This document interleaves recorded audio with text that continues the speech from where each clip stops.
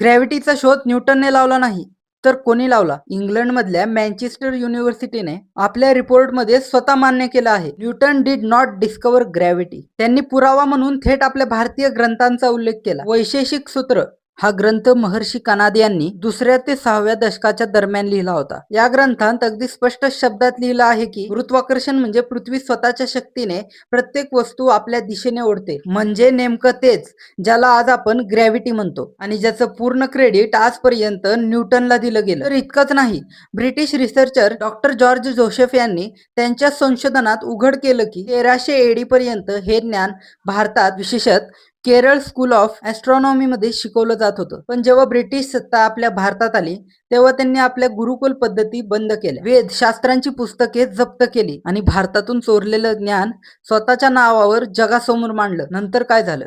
आपल्याच मुलांना इंग्रजी पुस्तकात हे खोटं शिकवलं गेलं. ग्रॅव्हिटीचा शोध न्यूटनने लावला, पण खरी सच्चाई काय होती? शोध हा भारताचा होता, पण नाव मात्र न्यूटनचं लिहिलं गेलं. आता वेळ आली आहे ही सच्चाई सर्वांपर्यंत पोहोचवण्याची. आणि पुढच्या वेळी जेव्हा कोणी विचारेल की ग्रॅव्हिटीचा शोध कोणी लावला, तेव्हा तुम्ही त्याचं उत्तर काय देणार हे मला कमेंटमध्ये सांगा.